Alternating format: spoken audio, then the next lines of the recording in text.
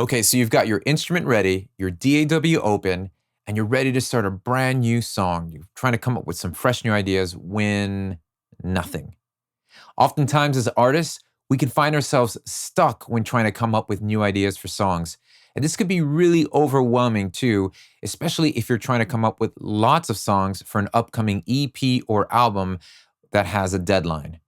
Hey, what's up? This is Ill Factor from beatacademy.com, and I'm super excited to be invited back onto the Recording Revolution channel by Graham to share with you some strategies that I use to help come up with brand new song ideas.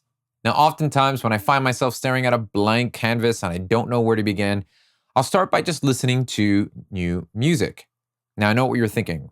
Listening to music, that's pretty obvious. But there's a twist to this. I would listen to music with the intention of trying to recreate whatever it is that's inspiring me about that music at that moment. So oftentimes I'll just either go on a playlist and go down a rabbit hole and find new artists that I don't normally listen to, or even if it's listening to artists that I regularly listen to, I'll be intentional about, okay, I want to recreate that groove that I hear in the verse, or try to recreate that sound I'm hearing in the background of that chorus, or how are they creating that bass line? What's the sound design behind that? And so I'll oftentimes, with the intention of when listening to the music, try to recreate it. And what I find myself doing is, in the process of recreating it, I then get lost in that creative momentum and then start hitting the ground running with some new ideas. And oftentimes, 9 out of 10, it's nowhere near what I was trying to recreate. And I find myself just kind of drifting off somewhere else. And it kind of gets me excited again. And that's how I kind of jumpstart my creative juices into creating a new song idea.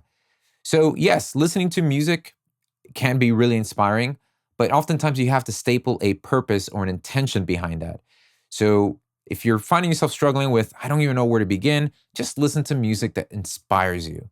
And then just try to recreate some of that inspiration. And you'll find yourself, getting lost in the process of recreating that, coming up with some really cool accidental things that you might do. Then it starts to spark some inspiration, and then that gets you going into writing some new song ideas. Another thing I like to do is, if I find myself stuck and not wanting to create new ideas, I would go ahead and dedicate that time to building up my sound library. It's really good that you develop a habit of creating a sound library that you can always go to for inspiration, or that you can use in a moment where you're trying to figure out, what else can I add to this idea? Having a sound library with sounds, loops, and phrases, or things that just inspire you, could be really, really helpful. So I'll dedicate some time during the day, and maybe one day out of the month, where all I'm doing is focusing on building this sample library. That way, when I'm coming across a moment where I'm just stuck, I can just go to that folder and browse through it and get inspired. And so I will go to websites such as splice.com or sounds.com, or any one of the hundreds of websites that are out there that offer sample packs.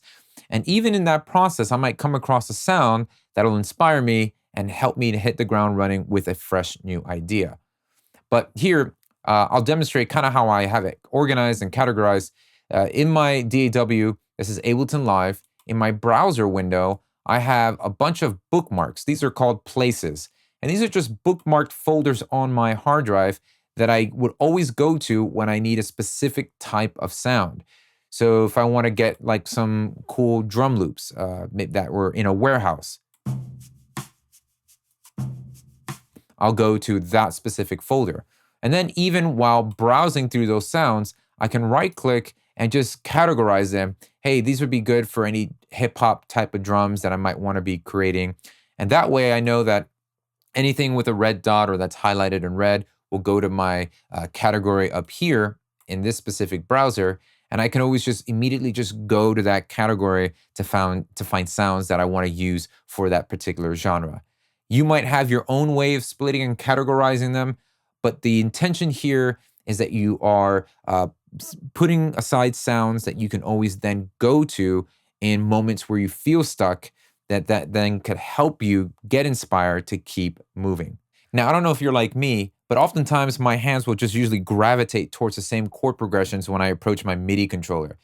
And maybe you grab your instrument and you find yourself just kind of playing same type of chord progressions, or just kind of fixated on a same type of key over and over, and all your ideas tend to start to sound the same. Well, this is where getting out of your chord progression comfort zone could be a really helpful tool to inspire you to go in a whole nother direction and come up with some new ideas. So if you're not fluent with music theory or you're not really savvy with different chord progressions, I would encourage you to use tools such as the one made by Mix and Key called Captain Chords. And there's plenty other tools out there. I like using this one because, like I said, I would normally go or gravitate towards a specific type of chord progression, but here I can kind of just get outside my comfort zone and start to create new patterns, new progressions. So the way Captain Chords would work, as you can see here, it works inside your DAW as a plugin. So you can just simply drag and drop it, and it already syncs up with your projects. It'll play when I hit play on my transport. So here you can determine the key signature you want to start working in. So let's just stay in A minor, but you can change that to major and all the different options that are available here. For right now, let's just stay in minor. And then you could determine what chord you want to play next. So right now we're starting with the first chord here, which is A minor.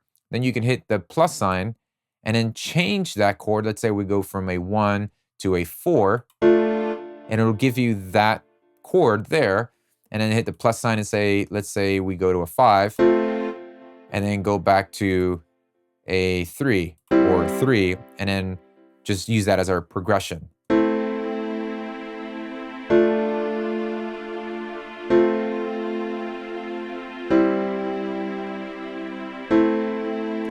And then what's cool is you have the option to just change any of the voicing. So let's say for this one here, we want to have different voicing to that, or what they would call it a different flavor.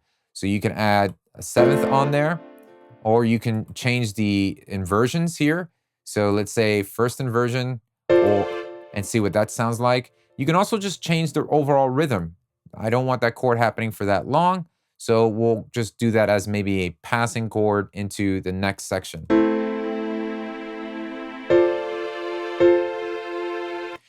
So, and then you could just change the key. We'll go to G sharp, or let's say, what would it sound like in D?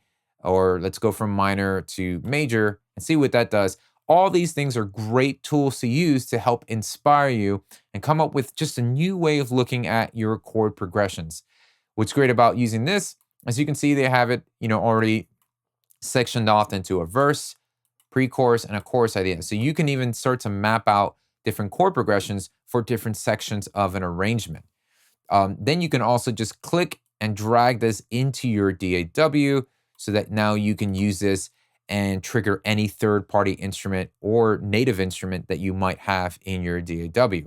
So it makes it a really helpful tool to help you kind of get out of what you would normally gravitate towards when it comes to creating your own chords. And then at the end of the day, when you find yourself continuously stuck in trying to create new ideas for your songs, just take a break. I know it sounds obvious, but I think we have to give ourselves permission sometimes to just experience those dry spells and give ourselves permission to just take a break. I know some of you who are watching, you don't really have that much time to dedicate towards making music. Maybe you have a small window of opportunity a week that you can dedicate towards creating your music. And so when you find yourself stuck in a rut during that small window of time, you're like, no, I have to create something. And so that's what I meant by give yourself the permission to just say, okay, this is a natural part of being an artist. Sometimes I'm going to swing and I'll miss, and sometimes I'll swing and I'll hit a home run. And that's kind of the idea here. It's usually when I pressure myself, and usually when I'm around a songwriter or I'm working with someone, for instance, when I was working with Graham on the EP, there was a pressure to, okay, well, I got to create something. I mean, the person's here. And it was okay for me to just say, hey, do you mind if we just step outside and go grab a cup of coffee or ride an ostrich or something? I don't know, just something where I can just get my head cleared, not having to do with music, and then make sure I got my voice memo on me, because that's usually when inspiration strikes. So there you have it. Those are some strategies to help you get going with creating new ideas for your songs. I hope they're helpful. And these are the same strategies I used when working with Graham when we created our EP, The Good Life. And if you want to make your own EP, I've put together a PDF guide that walks you through the 10 steps of making and releasing your very own EP. You can print this out and use this as a guide to make sure that you stay on track when working on your EP or album. And Graham and I will also be reopening our course, the EP Blueprint, where we show you step by step how we made our EP and you could do the same thing. Just visit recordingrevolution.com/EP guide, or you can simply click the link below in the description box to download this free guide. You'll then also be notified once we reopen the EP Blueprint course later on this month. Well, if you enjoyed this video, be sure to like and subscribe to the channel. And let me know in the comment section below, what would you like to learn about music production? Until next time, take care.